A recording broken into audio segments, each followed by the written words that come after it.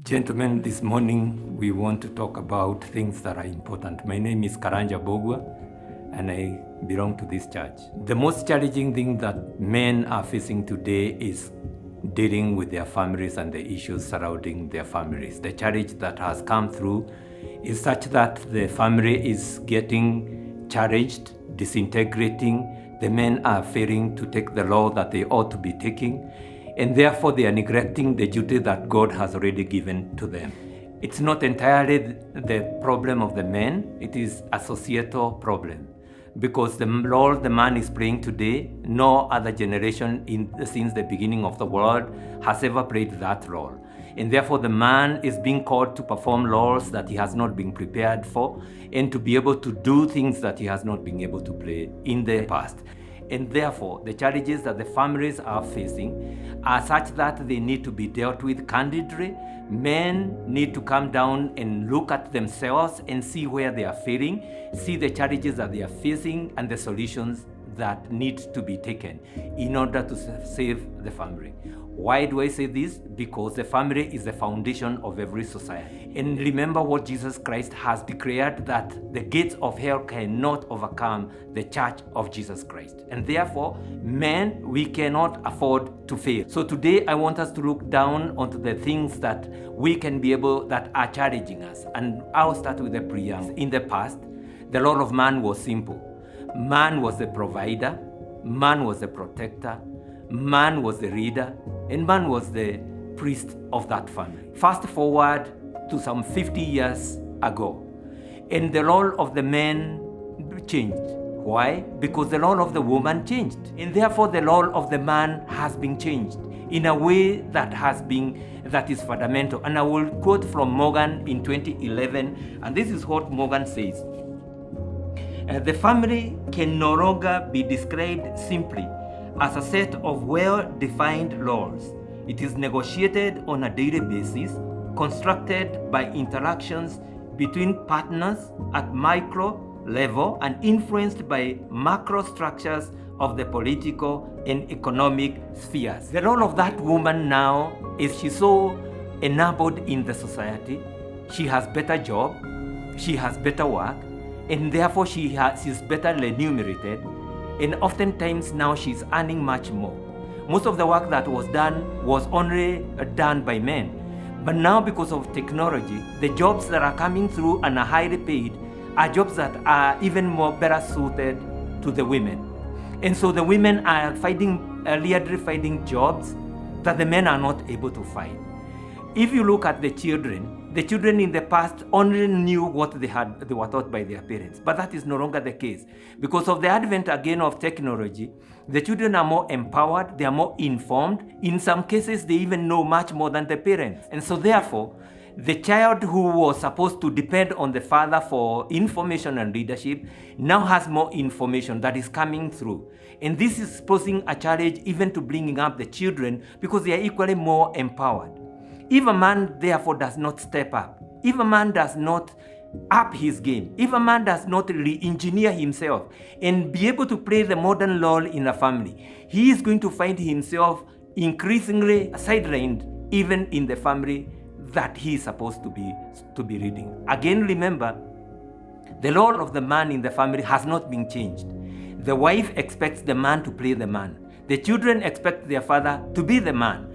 And again, the man, if he is not empowered, now feels that the role he is playing is alien to his nature, and therefore finding it very difficult. Another challenge that is facing the man in the family is the proliferation of single households. Households that are led by mothers, households that are led by women. The boy child is growing in an environment where he has no role model.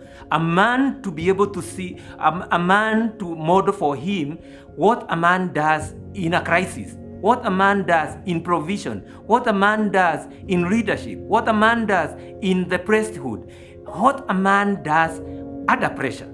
And so this boy is growing up thinking that the solutions to the family are only in the hands of the mother. And this boy now becomes a man who gets married to a woman, and this woman now expects him to play the role of the man, a role the boy has never lived before.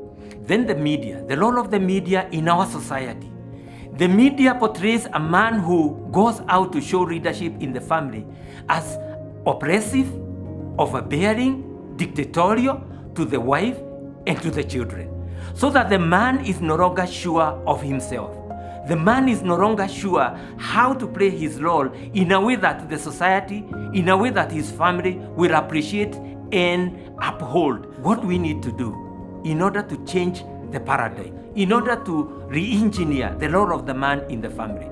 Because it is absolutely important that the man becomes re-engineered and takes his rightful place in the family, because that is the order of things. That is how God created man. That is the way God has created the world. If the man is displaced, the society is going to be displaced. The society is not going to be able to achieve the goals for which God has already set for the man. Gentlemen, we need to up our game. We need to go back to the foundations. Remember what James says: if any of you lacks wisdom, you should ask God, who gives generously to all without finding fault, and it will be given to you. The foundation is God. Woe unto the man who has no relationship with God. And therefore, remember that the family, the marriage is God ordained. And like God says, the enemy, the gates of hell cannot destroy that which God has created. And therefore, even in these situations, marriages are going to survive. I urge every young man getting into marriage, before you get into marriage, be determined that this is for keep. This is for life. Why? Because for all the women, the girls that you have met in the whole wide world who are available to you, the one you have chosen is the one who represents your best choice. So this is the best choice you could make in the whole world. Be determined in your life. No divorce. Do not give the enemy a foothold by thinking that there is another choice. Then number two, determine that you are the provider. The greatest challenge I'm hearing from the girls today and the women is that men have failed to provide. Men are not providing. Men are sitting back and waiting to be provided for by the women. It does not matter whether you earn less, whether you earn more. It is your role to provide. God has given you everything you need in this life to succeed. What has God promised? That He will bless the work of your hands. God has already promised that He is going to teach you how to make profit. You have everything you need to succeed as a man. Go out and work. How about if your wife is now earning more than you do? Hallelujah. That is great. Why? Because God is no respecter of persons. God can choose to bless the family through you or through your wife. If God chooses to bless the family through the wife, what is the role of that man who earns less? Your role is to take that which the wife is now making and add value to it. So take whatever she brings in and multiply it, because God has given you that ability.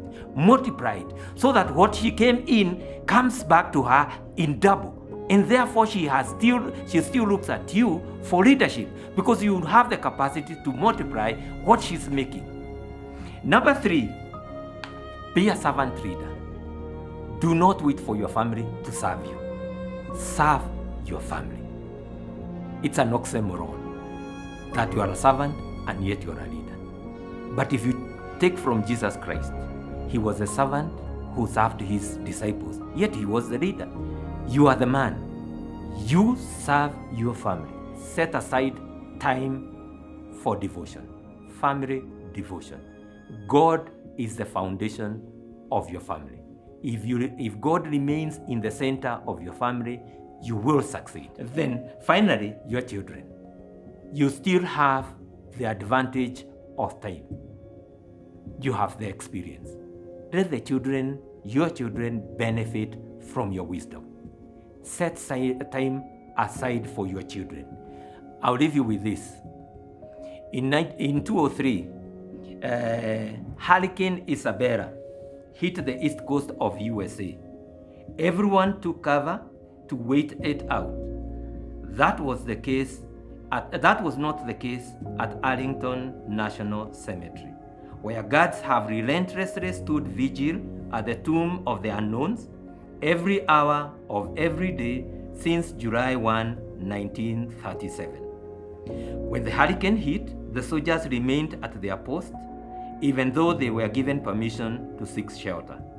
If these men can stand guard over the dead, how much more important is it that we can stand guard over our own families?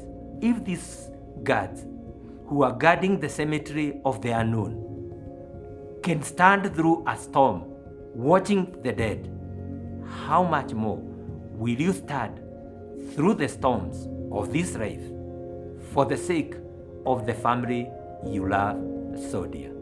Mbarikiwe.